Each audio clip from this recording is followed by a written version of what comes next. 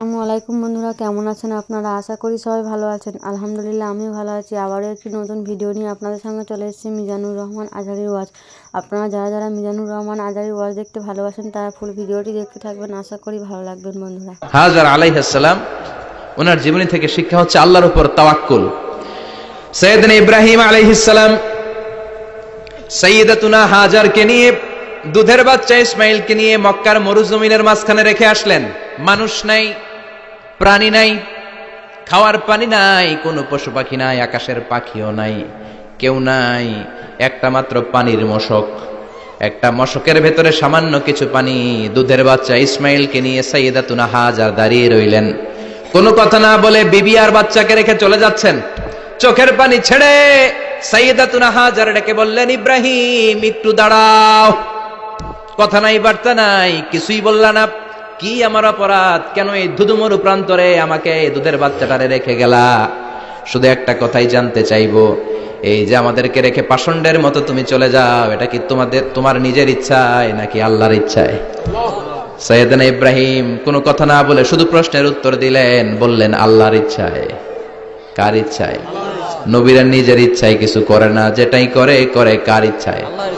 সাইয়্যিদাতুনা হাজার বললেন, ইদান লা ইউদাইয়ুনাল্লাহ, তোমার ইচ্ছায় যদি আমাদেরকে রেখে না যাও, আল্লাহর ইচ্ছায় যদি রেখে যাও, তাহলে আমার ভরসা আছে আল্লাহ আমাদেরকে নষ্ট হতে দিবে না, আল্লাহ আমাদেরকে কোনো কষ্ট দিবে না, আমার আল্লাহই আমার জন্য যথেষ্ট।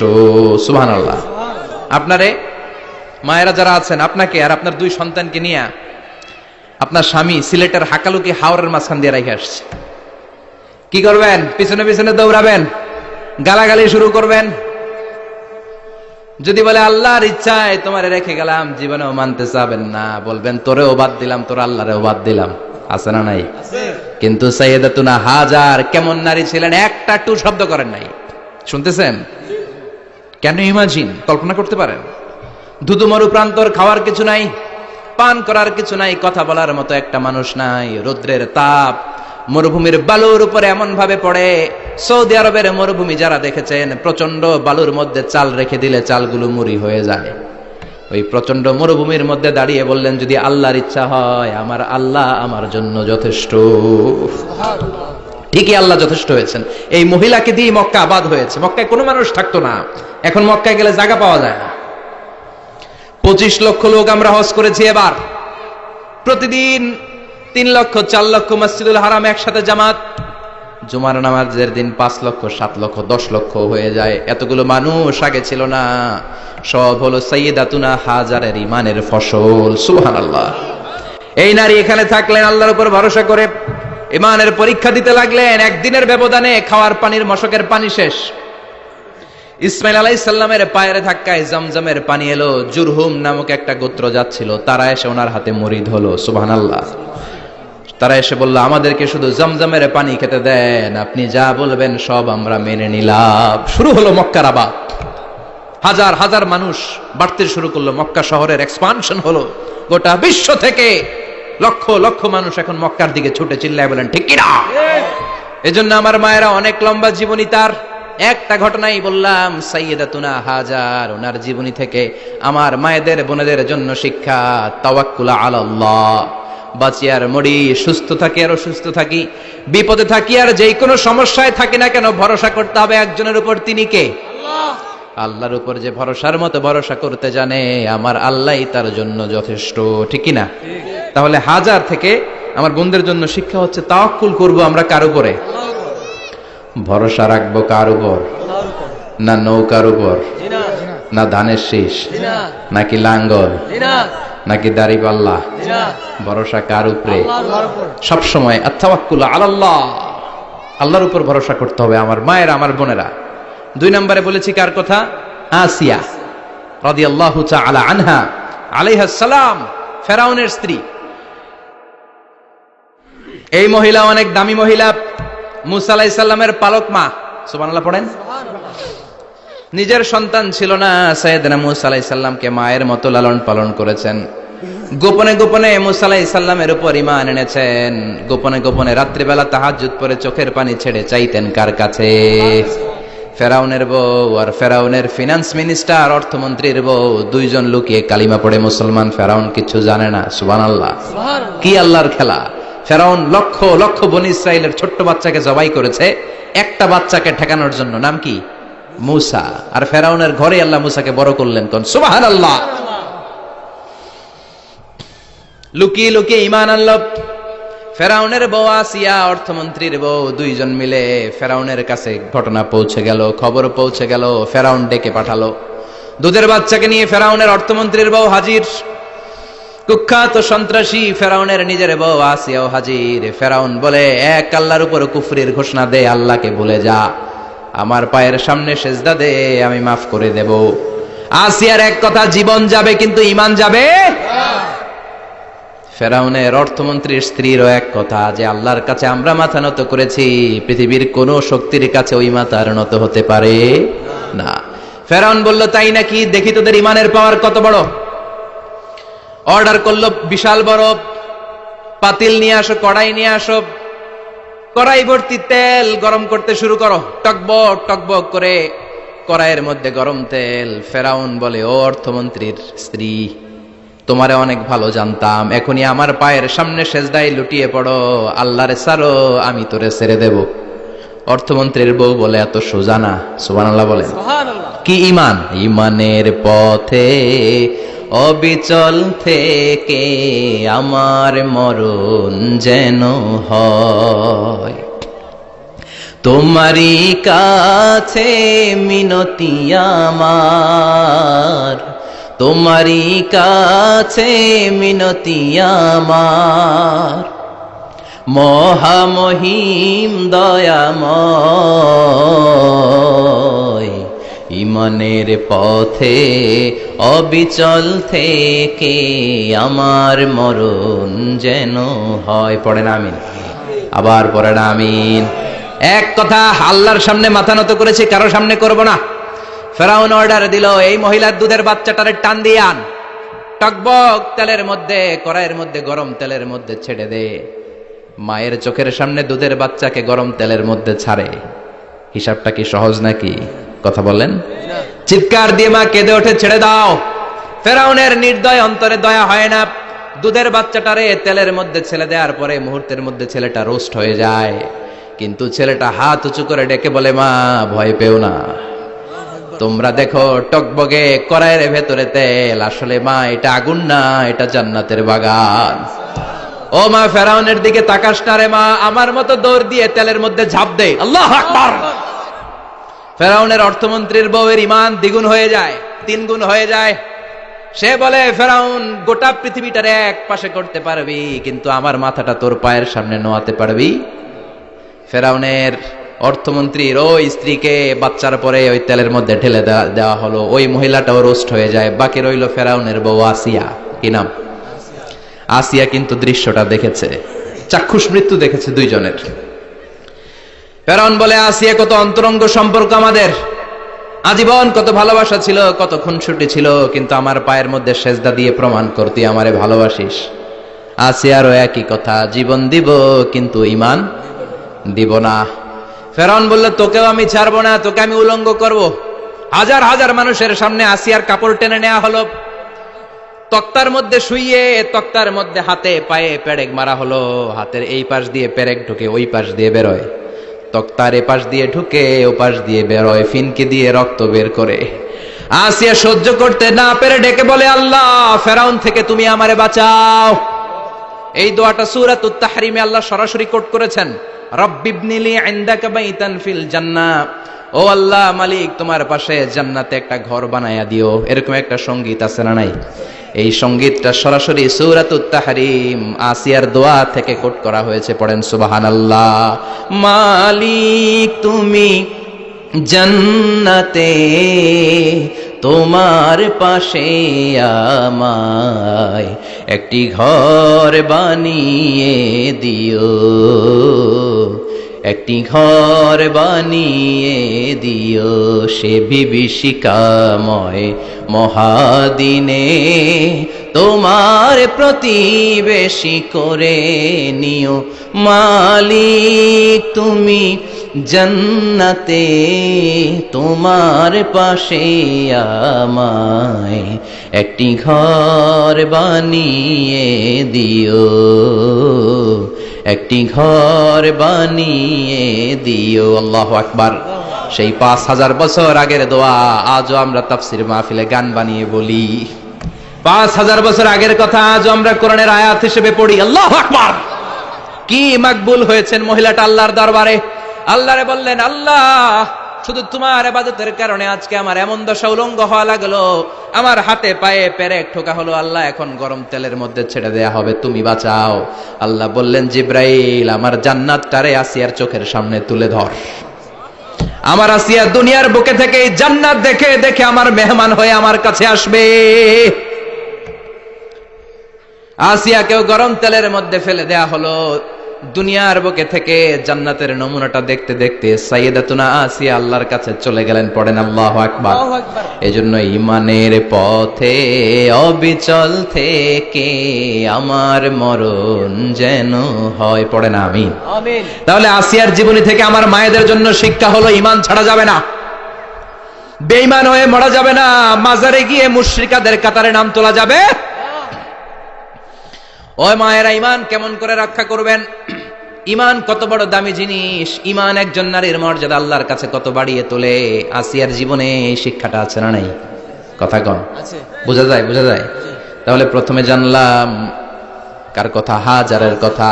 হাজারার জীবনী থেকে শিক্ষা ছিল তাওয়াক্কুল করতে হবে একজনের উপর, তিনি কে? আল্লাহ। আসিয়ার জীবনী থেকে আমরা কি শিখলাম? ঈমান রক্ষা করতে হবে। জীবন যাবে, ঈমান যাবে, জীবন যাবে, ঈমান যাবে। 3 নম্বরে মারিয়াম আলাইহিস সালাম, আজীব একটা মহিলা, স্বামী ছাড়া তার পেটের ভেতরে সন্তান দিয়েছে কে? আবার উনার নামে কোরআনে একটা সূরা দিয়েছে কে? কি নাম? সূরাতু মারিয়াম। কাফ হা ইয়া আইন সাদ, যিকরু রাহমাতি রাব্বিকা আবদাহু জাকারিয়া। আল্লাহু আকবার। কি সুন্দর সূরা, কি অন্তমিল, কি চমৎকার ঘটনার বর্ণনা। উনার নামেও সূরা, উনার ফ্যামিলির নামেও সূরা। উনার আব্বার নাম ইমরান, মায়ের নাম হান্না বিনতে ফাখুজ। উনাদের ফ্যামিলিটা আল্লাহর কাছে এত প্রিয়, আল্লাহর একটা সূরা দিলেন ইমরানের পরিবারের সূরা। কোন? সুবহানাল্লাহ। কোরআনের 3 নাম্বার সূরা, সূরাতু আলে ইমরান। কি নাম? সূরাতু। আবার কোরআনে আল্লাহ ওনাকে বলেছেন সিদ্দিকা, মানে সত্যবাদী নারী। আবার আল্লাহ বলেছেন ওয়ালাইসা যাকারু কাল উনসা, এটা এমন মেয়ে কোন পুরুষ এই মেয়ের মতো হতে পারে? ওনার মা হান্না বললেন, আল্লাহ আমার পেটে ছেলে না মেয়ে আমি জানি না। যখন মারিয়াম পেটে, আল্লাহ ছেলে হোক মেয়ে হোক বাইতুল মুকাদ্দাসের খাদেম হিসেবে তুমি কবুল করে নাও। আমার পেটে যা আছে তোমার জন্য মানত করে দিলাম। কিন্তু ভূমিষ্ঠ করার পরে দেখে মাইয়া, ভূমিষ্ঠ করার পরে দেখে কি? মেয়ে। ভাবছিল ছেলে, ছেলে হইলে খাদেম হবে, এখন মেয়ে। আল্লাহ বলে চিন্তা করো না, সাধারণ মেয়ে না। ওয়ালাইসা যাকারু কাল উনসা, এটা এমন মেয়ে কোন ছেলেরাও এই মেয়ের মতো হতে পারে। এই মেয়েকে দিয়ে দেওয়া হলো। Baitul Maqdis, one of the major 3 mosques in Islam, ইসলামের সর্বশ্রেষ্ঠ 3টা মসজিদের একটা। এই বাইতুল মুকাদ্দাসের খাদেমা ছিল উনি। মসজিদ ক্লিন করতো আর ইবাদত করতো, ইবাদতে মশগুল হয়ে থাকতো, পাগল পাড়া হয়ে থাকতো, চক্ষু বন্ধ করে আল্লাহর কথা স্মরণ করত। মর্যাদা আল্লাহ তো বাড়িয়ে দিলেন, আনসিজনাল যত জান্নাতি ফল সব সামনে এসে হাজির হয়ে যেত। ওনার খালু জাকারিয়া এসে বলতেন, আন্না লাকে হাযা, ও মারিয়াম এই ফল তো এই সিজনে ফিলিস্তিনে নাই, পাইলা কই? তিনি বলতেন, হুয়া মিন ইনদিল্লাহ, রব্বুল আলামিন জান্নাত থেকে ফলের ব্যবস্থা করেছে। কোরআন সাক্ষী, আন্না লাকে হাযা, কোত্থেকে এই ফ্রুট পাইলা? আনসিজনাল, এটা তো এখানে নাই।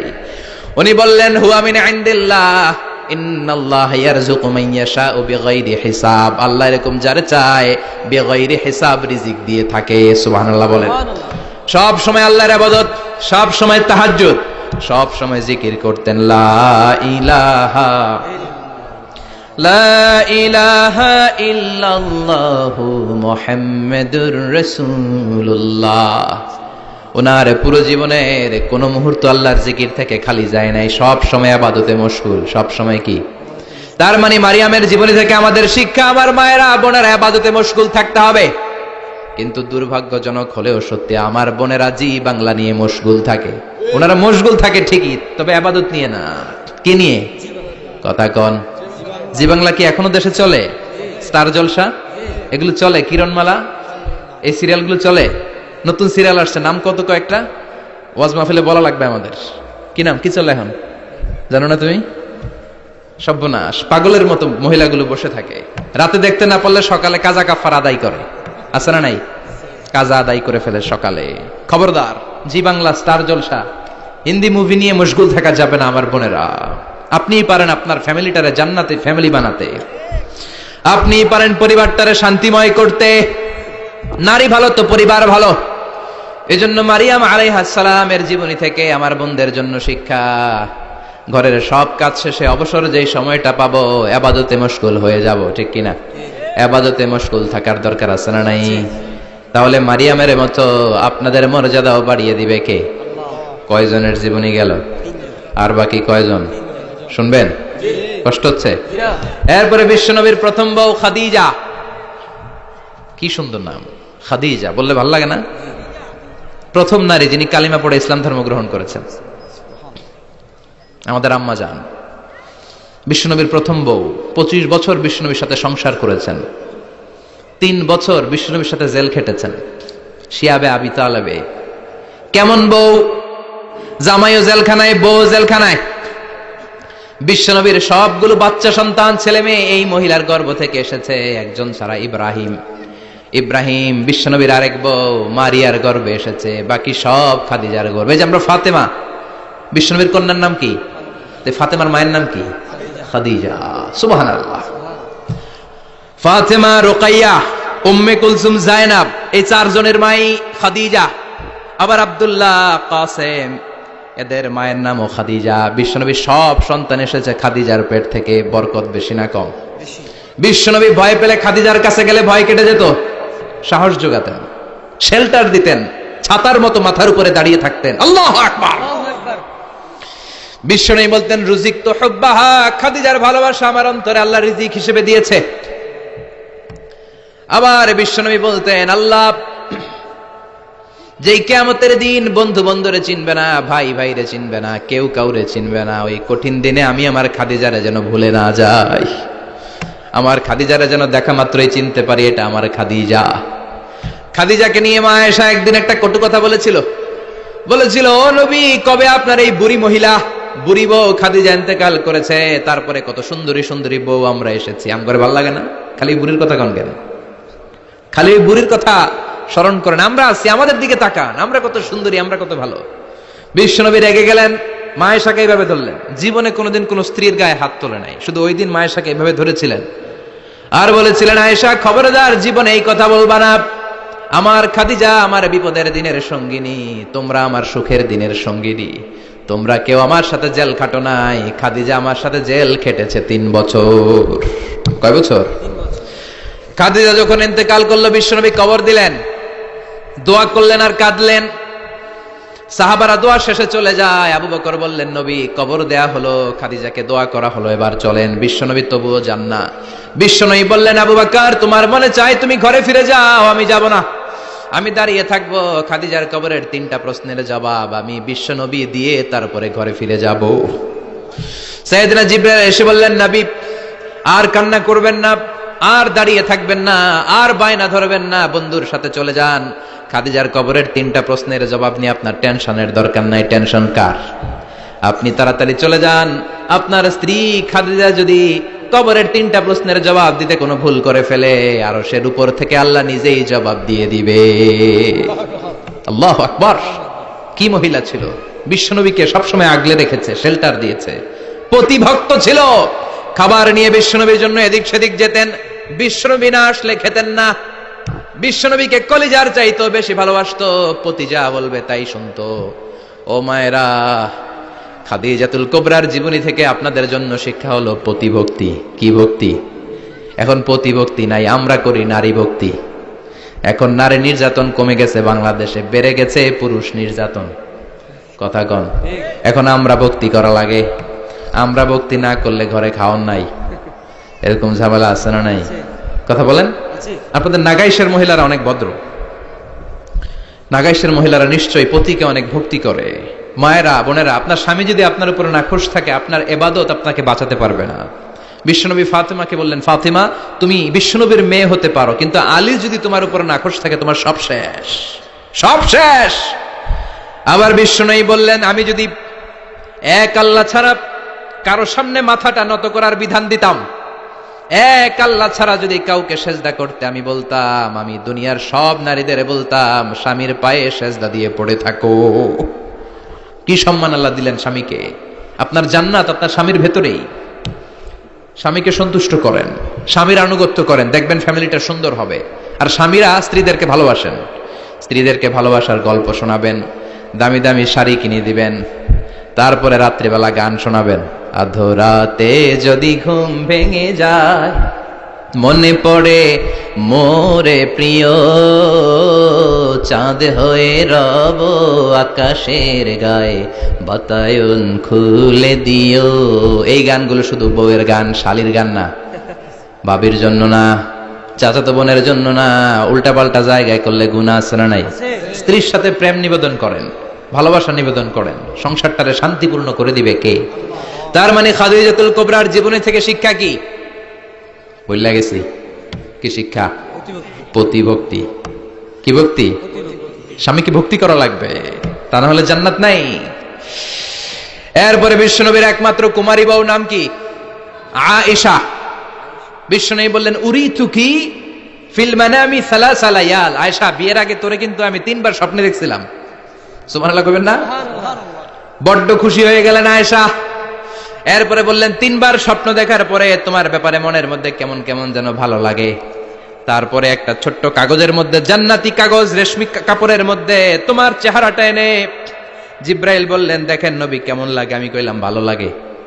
কার মেয়ে? আপনার বন্ধু আবু বকরের মেয়ে, বিয়ে করবেন নাকি? বিশ্বনবী বললেন, ও জিব্রাইল, তুমি যদি ঘটক হও, আল্লাহ যদি হয় কাজী, আমি মুহাম্মদ বিয়েতে রাজি। সুবহানাল্লাহ পড়েন। বিয়ে হয়ে গেল, কিন্তু ঘরে দামি ফার্নিচার নাই, টাকা পয়সাও তেমন নাই, কিন্তু আছে খালি সুখ। আছে কি? যেটা টাকা দিয়ে কিনা যায়, টাকা দিয়ে বাড়ি কিনা যায়, গাড়ি কিনা যায়, সুখ কিনা যায় নাকি? টাকা দিয়ে বিছানা কিনা যায়, বালিশ কিনা যায়, ঘুম কিনা যায় নাকি? কথা বলেন।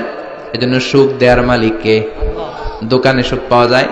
নাকাইশ বাজারে তো সুখ বেছে না, বেচলে নিয়ে যাইতাম আজকে গাড়িতে করে। সুখ বেছে? কথা কন। সুখ পাওয়া যায় না।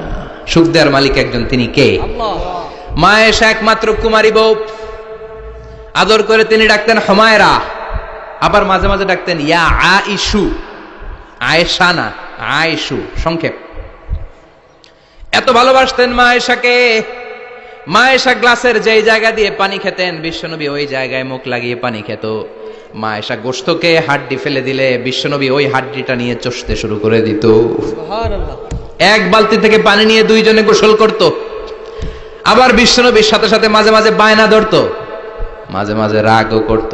সুবহানাল্লাহ কোন? স্বামী স্ত্রীর মধ্যে একটু রাগ আছে না নাই?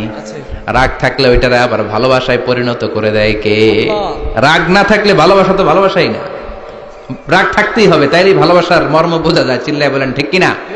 ক্ষুধা না থাকলে খাবারের মর্যাদা বোঝা যায় না। সারাদিন পেট ভরা, খাবার মজা বুঝবেন? ক্ষুধা, প্রচন্ড ক্ষুধা, তৃষ্ণার্ত, লেবুর শরবত পাইলে অমৃতের মতো লাগবে। প্রচন্ড ক্ষুধা, হাজি বিরিয়ানি পাইছেন 1 প্লেট, ইচ্ছে মতো খাবেন, কিন্তু পেট ভর্তি, হাজি বিরিয়ানি খাওয়া যাবে? এজন্য রাগ না থাকলে ভালোবাসা যে কত দামি, ভালোবাসা যে আল্লাহর পক্ষ থেকে কত বড় নেয়ামত বোঝা যায় না। মাঝে মাঝে মা আয়েশা রাগ করতেন, শুনতেছেন? বিশ্বনবী বলেন, আয়েশা কখন তুমি রাগ করো, কখন তুমি আমারে ভালোবাসো আমি বুঝি। সুবহানাল্লাহ পড়েন।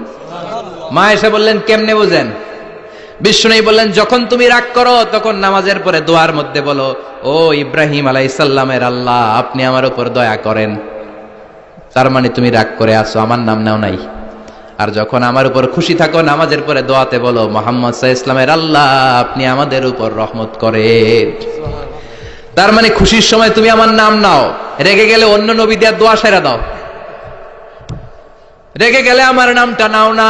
মা আয়েশা বলে, নবী গো, আমি তো শুধু নামটাই মুখ দিয়ে নেই না, কিন্তু কলিজা থেকে তো আপনারে বাদ দিতে পারি না। আল্লাহু আকবার! কি ভালোবাসা! মা আয়েশা বলতেন, আমি যখন বিশ্বনবীর সাথে শীতের রাতে এক ল্যাপের নিচে ঘুমাতাম, তখনও জিব্রাইল ওহী নাজিল করত। সুবহানাল্লাহ নাই? সুবহানাল্লাহ। কোন স্ত্রীর সাথে অন্তরঙ্গ বসবাসের সময় কোরআনের ওহী নাজিল হতো না। একমাত্র মা আয়েশার সাথে যখন এক বিছানার এক ল্যাপের নিচে দুইজন শুয়ে আছে, কোরআনের আয়াত নাজিল করছে কে? আবার মা আয়েশা বলছেন, আমার কারণে ও মুসলিম উম্মাহ তোমরা তায়াম্মুমের বিধান পেয়েছো। ফাতায়াম্মামু সাঈদান তাইয়্যিবা। মা আয়েশা একটা যুদ্ধে গিয়েছিলেন, যুদ্ধ থেকে ফেরার পথে মা আয়েশার গলার লকেট নাই। মাঝে মাঝে হয় না, মহিলা গলার লকেট পায় না, পুরা বাড়ি আগুন করে ফেলাইছে, লকেট নাই, লয়ে গেল রে, নিয়ে গেল রে, হারাইলাম রে। মা আয়েশার লকেট নাই। লকেট হারানোর পরে মা আয়েশা কান্নাকাটি। বিষ্ণু বললেন থামো। অনেকক্ষণ থামার পরে লকেট খুঁজে পায় না, সবাই খোঁজাখুঁজি, লকেট কই, লকেট কই, লকেট খুঁজে পায় না। ওদিক দিয়ে মাগরিবের নামাজের সময়ও শেষ, নামাজের সময় শেষ। আর যেই জায়গায় লকেট খোঁজার জন্য থামা হয়েছে ওই জায়গায় আবার পানি নাই, পানি সামনে, পানির দিকেও যেতে পারে না, লকেটও খুঁজে পায় না, নামাজও পড়া যায় না। সব সাহাবীরা মিছিল শুরু করছে, আবু বকর রে ধর ধর ধর, আবু বকর রে ধর। আবু বকরের মেয়ের কারণে নামাজ আমাদের চলে যাচ্ছে। সাইয়েদনা আবু বকর ঘটনা বেসামাল দেখে আয়েশার কাছে গেল, যে দেখে বিশ্বনবী মা আয়েশার কোলের মধ্যে, ল্যাপের মধ্যে মাথা দিয়ে শুয়ে আছে। রাগের চোটে বুখারীর বর্ণনা, আঙ্গুল নিয়ে মা আয়েশার পেটের মধ্যে দিল এক খোঁচা। লকেট হারাইলি কেন? ক তোর জন্য বাইরে মিছিল চলে, তোর জন্য বাইরে সব সাহাবারা বলে নামাজ পড়তে হবে, সময় নাই। ও আবু বকর, আপনার মেয়ের কারণে এই কাণ্ড। খাসরা মানে কুমর। আবু বকর মা আয়েশার খাসরাতে এত জোরে গুতা মেরেছেন, মা আয়েশা বললেন এই গুতার কারণে আমি অনেক দূরে চলে যাওয়ার কথা ছিল ব্যথার চোটে, কিন্তু যাই নাই, কারণ কোলে কে? কোলের মধ্যে বিশ্বনবীর মাথা, নড়ে গেলে বিশ্বনবীর ঘুম ভেঙে যাবে, ব্যথাটা হজম করেছি, নড়ি নাই। আল্লাহ তখন আয়াত নাজিল করলেন, ফালাম তাজিদু মাআন ফাতায়াম্মামু সাঈদান তাইয়্যিবা। ও সাহাবারা, মিছিল বন্ধ করো। কোন নারীর বিরুদ্ধে মিছিল করো? এই নারীর সাথে তো বিয়ে আমি সরাসরি বিশ্বনবীর দিয়েছি। যাও, ওযুর জন্য টেনশনে ছিল, টেনশনের দরকার নাই। আয়েশার কারণে আজকে নতুন করে একটা বিধান দিলাম, আজ থেকে যদি ওযুর পানি না পাওয়া যায়, বালুর মধ্যে 2 হাত বাড়ি মেরে তায়াম্মুম করো, নামাজ পড়ে নাও, কবুল করে নিবে কে? এই মা আয়েশার লকেট হারানোর কারণে তায়াম্মুমের বিধান নাজিল হয়েছে। কোন সুবহানাল্লাহ। এজন্য মা আয়েশা বলতেন, ও উম্মতেরা জেনে রাখো, এই যে তায়াম্মুম করো, এটা কিন্তু আমার কারণে পাইছো। সুবহানাল্লাহ কোন। আবার মা আয়েশা বলতেন, আমার কোলে মাথা রেখে বিশ্বনবী শেষ নিঃশ্বাস ত্যাগ করেছে, আবার আমার ঘরের মধ্যেই বিশ্বনবীর কবর। সুবহানাল্লাহ। বিশ্বনবীর কবরটা কিন্তু মা আয়েশার ঘরের মধ্যে। এখনো বিশ্বনবীর কবর যেই জায়গায়, এই জায়গায় মা আয়েশার ঘর ছিল। সুবহানাল্লাহ কোন। 2210টি হাদিস বর্ণনা করেছেন। কত? কথা কয় না, 2210টা ফ্যামিলির হাদিস বর্ণনার জন্য মা আয়েশাকে আল্লাহ তাআলা বিশ্বনবীর ট্যাপ রেকর্ডার বানিয়ে পাঠিয়েছেন। যাই বিশ্বনবী বলতেন ট্যাপ রেকর্ডের মতো রেকর্ড করে সব সাহাবীদের কাছে বর্ণনা করতেন। কত কবিতা উনি নিজে জানতেন, নিজেই জানে না। কত মাসালা যে জানতেন তার কোনো হিসাব নাই। ইলমুল ফারায়েজ, বাপ মরলে ছেলে মেয়ে থাকলে কে কতটুকু সম্পদ পাবে, মা আয়েশার চেয়ে বিধান মদিনায় কেউ জানতো না। বিশ্বনবীর ইন্তেকালের পরে সাহাবাদের মধ্যে কোনো মাসালা নিয়ে কনফিউশন হলে সব সাহাবারা আম্মা জান আয়েশার কাছে এসে সলিউশন নিয়ে যেতেন। সুবহানাল্লাহ কোন। বিশ্বনবী যা বলেছেন সব মুখস্থ রেখেছেন, সব জ্ঞানের কথা ছড়িয়ে দিয়েছেন, সব সময় পড়াশোনা করতেন। সুবহানাল্লাহ। তার মানে মা আয়েশার জীবনী থেকে আপনাদের জন্য শিক্ষা হচ্ছে জ্ঞানার্জন, জ্ঞানানুরাগী হতে হবে। কি হতে হবে? জ্ঞানানুরাগী। বুখারীর বঙ্গানুবাদ পাওয়া যায়, কোরআনের বঙ্গানুবাদ পাওয়া যায়, ইসলামিক অনেক ভালো ভালো রাইটারের বই পাওয়া যায়, ঠিক কিনা? এগুলো পড়ার দরকার আছে না নাই? অনেকে বলে হুজুর আমার ছেলেটা মোবাইল ছাড়া কিছু বোঝে না। কি কয়? মোবাইল ছাড়া কিচ্ছু বোঝে না। হুজুর মোবাইল দিলে ঠান্ডা, মোবাইল নিলে কান্দে, এরকম আছে না নাই? এর কারণ হাজব্যান্ড ওয়াইফ দুইটার কাছে সবসময় মোবাইল। কথা কন। বাবার কাছেও মোবাইল, মায়ের কাছেও মোবাইল, তো ছেলে মোবাইলের জন্য কাঁদবে না তো কি করবে? বাবার হাতেও যদি বই থাকে, মায়ের হাতেও যদি বই থাকে, ছেলে মোবাইল চাবে নাকি? ছেলেও চাবে বই, ছেলে চাবে কি? কথা বুঝতে পেরেছেন? এজন্য জ্ঞান অনুরাগী হতে হবে মা আয়েশার মতো। মা আয়েশা 2210টা হাদিস মুখস্থ করেছে, আপনি কয়টা করছেন? উনি পারলে আপনি পারবেন না কেন? মায়েরা শুনতেছেন তো? আশা করি আপনারা শুনতেছেন। তাহলে মা আয়েশার জীবনী থেকে আমরা শিক্ষা পেলাম জ্ঞান চর্চা করতে হবে। সর্বশেষ কোন নারী? কথা কন। ফাতিমা রাদিয়াল্লাহু তাআলা আনহা, বিশ্বনবীর কলিজার টুকরা, চাচাতো ভাই আলীর সাথে বিয়ে হলো। আলী যখন প্রস্তাব দিল ফাতেমার কাছে, যে বলে, ও ফাতেমা রাজি আছো কিনা? চুপচাপ, কথা কয় না। বিশ্বনবী বুঝলেন রাজি, দুইজনকে বিয়ে পড়িয়ে দিলেন। বিয়ে পড়িয়ে দুইজনকে দাঁড় করিয়ে দিয়ে বিশ্বনবী অজু করলেন। অজু করার পরে সামান্য কিছু অজুর পানি ছিল, আলীর মাথার মধ্যে ছিটিয়ে দিলেন, বরকতের পানি। সুবহানাল্লাহ কইবেন না? সুবহানাল্লাহ। অজু করে সাইয়েদনা আলীর মাথার মধ্যে ছিটিয়ে দিলেন আর দোয়া করে দিলেন, বারাকাল্লাহু লাকুমা ওয়া বারাকা আলাইকুমা ওয়া জামাআ বাইনাকুমা ফি খাইর। আল্লাহ তোমাদের দুইজনকে বরকত দিয়ে দাম্পত্য জীবন শুরু করার তৌফিক দান করুক। আবার দোয়া করলেন, আল্লাহুম্মা বারিক লাহুমা ফি বিনাইহিমা, ওদের সম্পর্কে বরকত দেন। ওয়া নাসালিহিমা, শিবলিহিমা, ওদের গর্ভে যে সন্তান আসবে এগুলোর শ্রেষ্ঠ সন্তান বানান। 1 বছরের ব্যবধানে ঘরটাকে আলোকিত করে প্রথম সন্তানের জন্ম হাসান। সুবহানাল্লাহ। হাসান রে বিশ্বনবী এত আদর করেছেন, বিশ্বনবীর কাছ থেকে এত আদর কেউ কোনোদিন পায় নাই। হাসান রে বিশ্বনবী ডাকতেন লুকা। বুখারীর বর্ণনা। শব্দটা কি? লুকা মানে পিচ্ছি। ছোট বাচ্চাদেরকে আপনারা কি কন? আরে পিচ্ছি তো আমি কইছি, আপনারা কি কন? নাগাইশে কি বলেন? বাচ্চা বলেন, বাবু বলেন, আর কিছু কি বলেন? আর আর কিছু নাই। তাহলে এই যে বাবু, পিচ্ছি, হ্যাঁ, এই বাবু পিচ্ছি আরবি হচ্ছে লুকা। বিশ্বনবী ফাতেমার ঘরে এসে বলতেন, আইনা লুকা, পিচ্ছিটা কই রে? আমার হাসান কই, আমার নানা ভাই কই? আর বিশ্বনবীর আওয়াজ শুনলে হাসান এসে বিশ্বনবীর কাঁধে, আল্লাহু আকবার। বিশ্বনবী বলতেন, ফাতেমা আমার কলিজার টুকরা, যে ফাতেমারে কষ্ট দেয় সে আমারে কষ্ট দেয়, ফাতেমারে আনন্দ দেয় মানে আমি বিশ্বনবীরে আনন্দ দেয়। এই ফাতেমা সব সময় পর্দায় থাকতেন, দিনের বেলা বেরোতেন না, সারা দিনে টয়লেট করতেন একবার, সেটাও করতেন রাত্রে, যাতে দিনের বেলা কেউ তারে না দেখে। কি ব্যালেন্স লাইফ, কি ব্যালেন্স লাইফ! রাতে একবার টয়লেটে যাওয়া মানে কি সারাদিন খাওয়া দাওয়া এরকম ব্যালেন্স করে করতেন। কেউ দেখতে পারে না ওনারে কেমন ছিল, কেউই জানতো না। এমন ভাবে চলাফেরা করতো, কোনো পুরুষদের সামনে দিয়ে কখনো যেতেন না। এজন্য ইন্তেকালের আগে আলীকে বললেন, আলী, বিশ্বনবীর ওসিয়ত অনুযায়ী কিছুদিন পরে আমি আমার বাবার সাথে সাক্ষাৎ করব। ইন্তেকালের সময় বেশি লোক আমার জানাজাতে আসার দরকার নাই, নিজেরা দোয়া করে দিলে চলবে।